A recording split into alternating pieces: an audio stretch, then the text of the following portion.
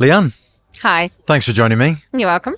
For those uninitiated and who don't know who Leanne Perry is, introduce yourself and what do you do? What problem do you solve?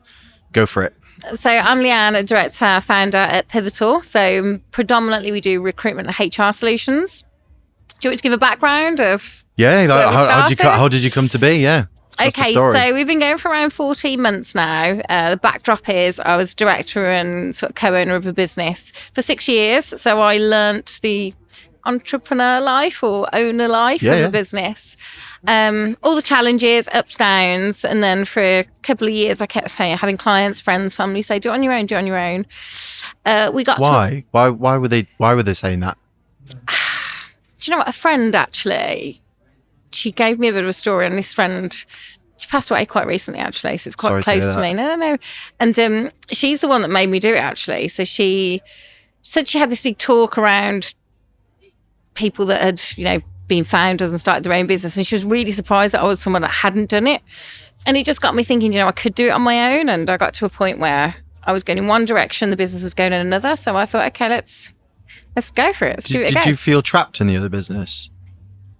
I had quite a lot of autonomy to do a lot of things, but ultimately, yes. So when you're part of a board, obviously everything has to be agreed and centralised. And there was a lot of things that I felt strongly about that probably the other people didn't, that were in the group. So yeah, I was kind of trapped from that perspective. I didn't have the creativity that I would have liked.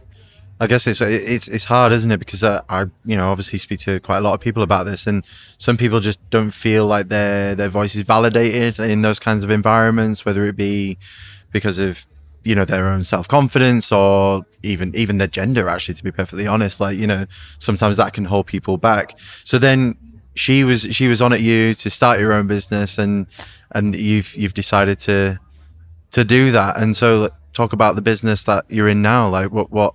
It's recruitment, it's HR solutions. Any particular vertical that you're involved in? Yeah, so I won't pretend that I had it all planned out, because it was kind of a very rash decision. It was like, do you know what, I'm just going to do it. Yeah. And within 30 days, so I stopped working at one place, and within 30 days, I created a business plan. It's all been self-funded. I got it together as quick as I could, created my own logo, branding. I've had so many discussions about how important one shade of a colour is and things like that. It's important. It's sweating the small stuff. That's important. Yeah. So I started living by the mantra of progress, not perfection. So love that. Just keep moving forward. It doesn't always have to be perfect. I didn't want to just keep waiting until, I was really happy with something. I'm mildly happy with that, and we can keep evolving it. Oh, we've got a friend that's joined us. We've got a dog just entered the session. That's okay. We'll leave him be. So yeah, just it got done pretty quickly, and then just got momentum, and then I've just added and changed. So the business, what it was when I first started, isn't what it is now. Good. We've changed direction probably 3 or 4 times. We've refined. We found new opportunities for us to grow. So how many are you now? So there's 4 in total. Nice. So the people that work with me have worked with me previously. So we were a team quite early, but we had all of that chemistry and that knowledge of working together already for sort of several years. So. Definitely helps, doesn't it? So, because I know what your friend was saying about going out on your own, and I guess that's an ownership play and having a little bit more control and what have you. But, we can't go alone. We need a team, don't we? And if you've already got that chemistry, then that just sounds like a great foundation for scale and for growth. And that's a nice story. I like that. So obviously not having everything planned out, I don't think many people do. But where are you fancying in terms of like niching down, or is that even in your roadmap? Like, what's the plan? So there's a couple of things that we've started doing. So my passion is always having strategic partnerships and working with other people to give more value to the clients. So rather than just be a typical recruitment agency, I was looking at what else do they need. So, a lot of people need HR support. I know when I was in that previous business, it was only sort of up to 25 people. So we didn't have a HR director. We didn't have a marketing director. So we had to outsource a lot of that. So I've tried to pull in on those things that we needed as a growing company then, and look at actually where can our clients benefit. So yes, they need help hiring as they grow. but also they'll need help, supporting with marketing. They'll need help supporting with HR when they have potential issues or contracts or legal sides of the employment side. So I got some strategic partners straight on board. So we've got partners that work with us and white labelers us as well. Nice. With us. We are starting to knuckle down and have a focus in the tech sector. Right. And I've been doing some work internationally lately, looking at companies coming into the UK, so who are securing funding, who are looking to grow and expand, that are not in the UK and Europe at the moment, but would need support understanding the UK landscape from an employer perspective. The legal changes, that it's different in the UK to it is outside. Again, if they haven't got a presence here, they need a presence quickly. Can we support them with that marketing support? So almost a wraparound. Yeah, it sounds like you're you're first person in. The eyes, ears, boots on the ground for them over here, like giving them that kind of. You're almost like the conduit, sort of like feeding that information. I like that, and I think that's kind of like the epitome, really, isn't it, of strategic partnership? Like you are that strategic partner for them, not I can do everything for you. It's like we're going to do these things for you to make sure you grow and scale. I love that. Moving into the tech sector, obviously it's incredibly competitive. I've spoken to quite a few recruitment companies in tech, and how are you going to differentiate yourself? Like what is it about Pyvital that's going to be so different to everybody else? So I think there's a couple of niches that we've looked at, so especially the fintech sector. So it's something that seems to be growing quite considerably, not just in the UK but outside of the UK as well. So if we can nurture and grow that talent within the UK and Europe, and then we can support the businesses coming in and then grow with them, that's the idea of where we create our partnerships essentially. Nice. We're getting involved as much as we can from a regional perspective. So I was lucky enough, I'm from Birmingham. You might not be able to tell. I can tell, yeah. Aussie land. But I was lucky enough to be a judge, and I've sponsored the Women in Tech Awards for Birmingham. So doing things like that and immersing ourselves in, the tech community as well, and supporting it from a distance. And do you have a particular, is it female founders in particular in tech that you're looking to support, or is it everything? Is it, are you niching down into female founders, or is it we can help majority? I'm just wondering, like, when you said that, I was like, is that something we're going into?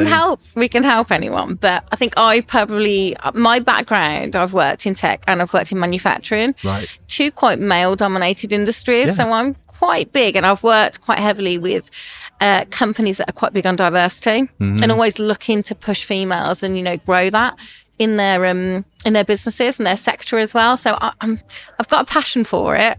Am I creating a niche business around it? No, but I do have a spark, which you can see. So this is the thing around niches, though, isn't it? It's like, we say that we outwardly, this is what we're doing, but we often find that opportunities around that still come our way. So it's, even if you're saying like, obviously, and this will help, this kind of conversation, this podcast, but there are a lot of female founders who do need people like you. They are completely underrepresented, and it is a male-dominated world, and for multiple reasons, which we probably won't go into. But I think that would potentially be an opportunity for you. I'm not here to consult or advise or anything. This turn into advisory service. No. I like that thought pattern, and I like that. But it sounds like you've got the tools and the resources to be able to do that, and it's just an observation, I think, from my point of view. Don't get me wrong. There's so much talent out there, and it was amazing. Like I mentioned, we were at the awards last week, around the Birmingham Awards, and to see, the involvement that females are having, and the impact that just raising the awareness of females in the industry as well is having, it's incredible. I get a lot of pleasure out of being able to support customers when I look at insights and look at the market, and I can see, you use tools like LinkedIn that give you insights, they give you the gender diversity as well in certain sectors. Yeah. And some are like 80% male, 20% female. And when you're able to deliver an equal shortlist, with such equal skill sets and be able to give a representation to females, I do really enjoy that. So maybe my passion might, transpire into it might a niche. It might do. I'm not trying to plant seeds in your head or anything. I feel like you are. No, definitely not. It sounded something that, as an observation, sounded quite obvious to me. But in terms of, like, obviously being the Master in Business Growth podcast and things, we hear about a lot of challenges. what kind of adversity have you faced? Like, what kind of challenges have you faced other than losing a very close friend, which is personal, and we bring that into business as well. But yeah, tell me about some of those and how you've overcome them. I think so. I was a director, sort of early 30s, a female. There were people on the board that were older than me, that perhaps I had to work a little bit harder to demonstrate that I had knowledge or experience in certain areas. I've been in sales since I left university. Right. I've worked in male-dominated industries as well since I've left university. I'm talking, I think the first job I had was probably 50 men to 2 females. Jesus Christ. So I've had some challenges, let's put it that way. Yeah. From being a female and probably being young and trying to push forward. I think since going into business, just learning new things every single day. Like I said, I didn't have a plan. So just having enough knowledge to safely go into something, but knowing that I didn't know everything and I need to keep learning. Yeah. Things like, and I know it's going to be a core subject for most founders, cash flow, things like that, yeah. chasing invoices, managing clients and certain challenges that come up. So it's all been a huge learning curve, but I would say the biggest challenge that I've had is probably being a female. And being taken seriously. Yeah, well, I think that's a huge problem, as I've already sort of expressed, and I think what you've mentioned there, though, I think takes incredible self-awareness. Like, you've had an awareness of those challenges, and now you can unpack that. That's the challenging bit, isn't it? It's when we try and unpack those challenges and go, what did we really learn? And I think if you think you know everything anyway, and not willing to learn, you're done. But so what's next for the business? Like, what's the next 6 months to a year looking like for you? What are you excited about? Interested to hear. Well, I set myself some personal challenges at the start of the year. So one was to win an award and be recognised for the business. We've won 2 so nice. far. Surpassed that. And for the business, we will definitely be pushing forward the international side, which is something that's a personal project of mine. Nice. It's just to keep consistency. Yeah. We're delivering to our clients. We're getting great testimonials. We're getting repeat business. People are passing our details on and referral work. So it's to continue that, keep the consistency, grow, but also just look at that new avenue for us for growth and be able to grow that way. Amazing. And if anybody wanted to reach out to you for help, for your services, where can they find you? Any particular platforms that you're quite heavy on? So I've only just joined LinkedIn. No, not LinkedIn, sorry, Instagram. All right, okay. Wow. LinkedIn is my Bible, so I've been on there for a long time. I've only just joined Instagram, which seems to be working. Now I'm slightly older than most people on there, so really? I think so. Oh, right, okay. I'm learning it day by day, so I've just learned what a story is. Hey, we're all learning something so new. I am on Instagram, the business is on Instagram. LinkedIn is probably the one that we use the most. So all the team, myself, the business, and the website, we've got inquiry forms as well. So fantastic. And your website domain, just for the purposes of anyone who wants to get in touch? www.pyvital, which is pyvital.co.uk.